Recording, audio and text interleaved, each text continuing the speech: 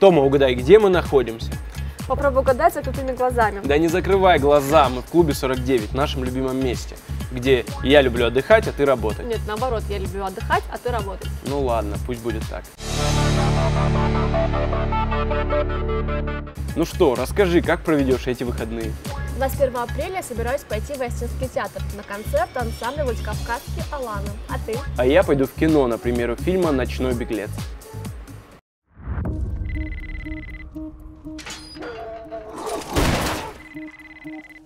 Алло, это я.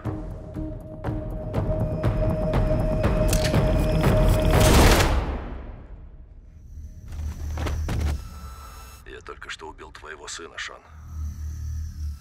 Я только что убил Дэнни. Пришлось. Шон начнет охоту на тебя, Майкл. На тебя и на твою семью. Я пришлю за твоим сыном всех, кто у меня есть.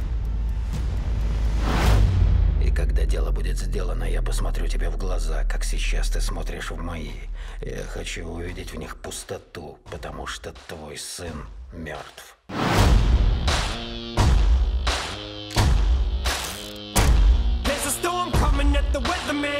Привет, парни. Никогда не спускай курок, понимаешь? Выстрелишь и станешь как я. Ночь будет длинной.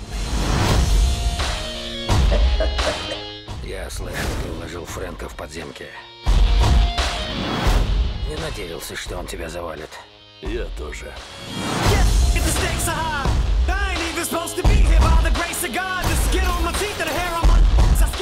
Одна ночь, чтобы все решить.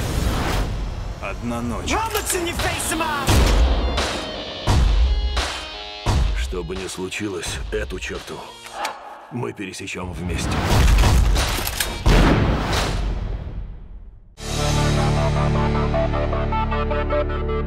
Артем, сегодня же недоразумение. Какое недоразумение?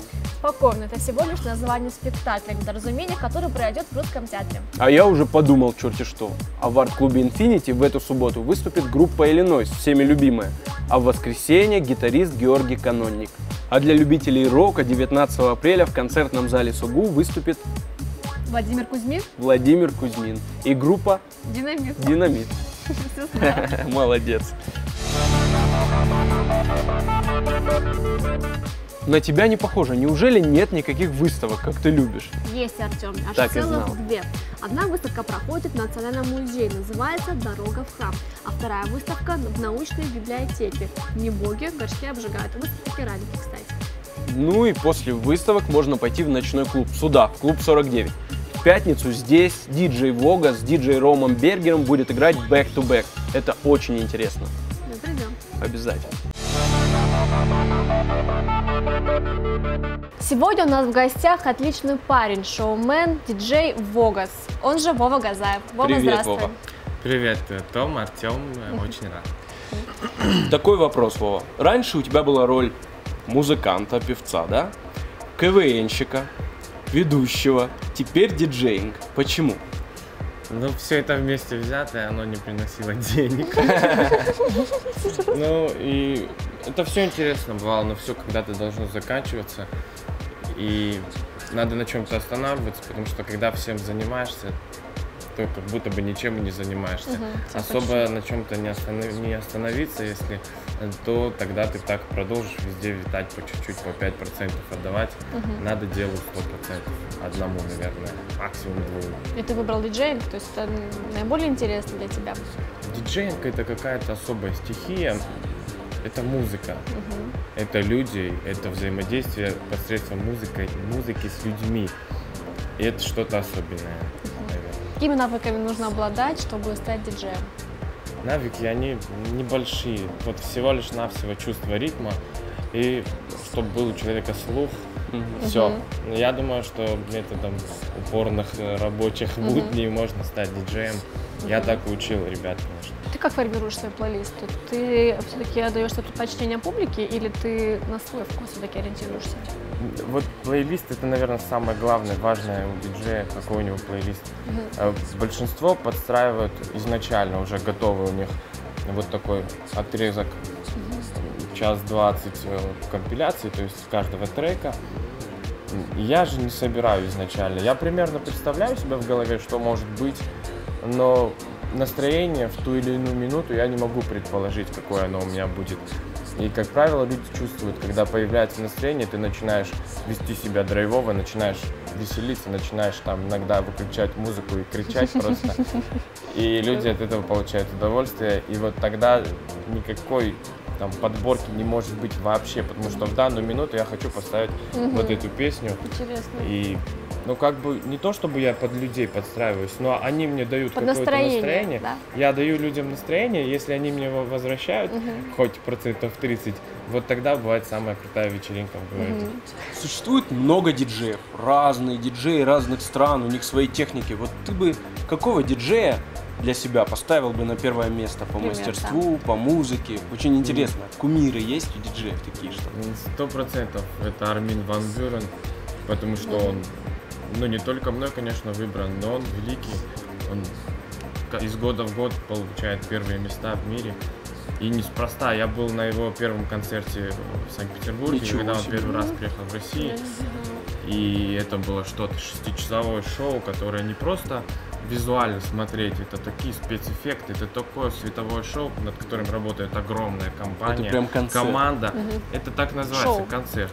Да, 6-часовой концерт, и с каждой минутой на тебя находит новое настроение, которое тебе диджей передает.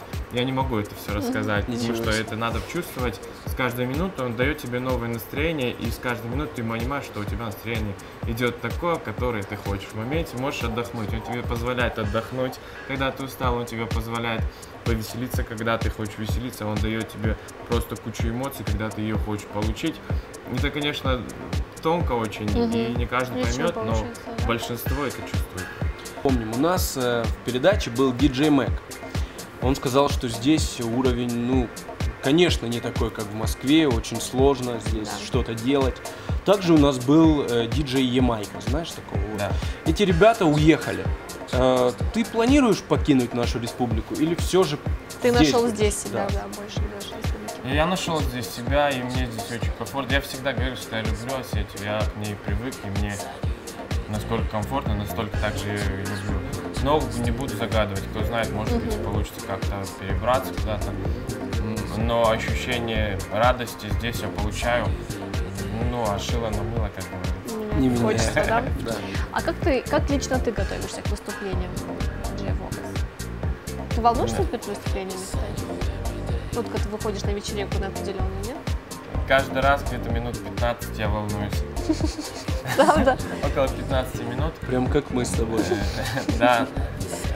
Первое начало вечера, как только ты начинаешь с ними разговаривать, и первые фразы, которые ты сказал, если они хорошие, то тебе поверили, все, вечеринка пошла. То есть помимо того, что ты играешь, ты еще разговариваешь. Общаться уже с публикой. Ну, потому что у нас в Осетии диджей совмещать должен в себе и MC. Ну, потому что дополнительно платить за MC тоже не хочется.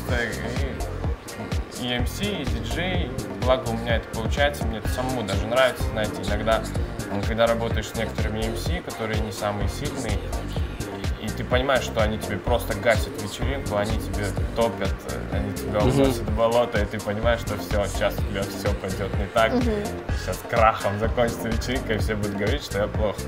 И вот тогда я начинаю как-то поддерживать и, может, брать в свои руки.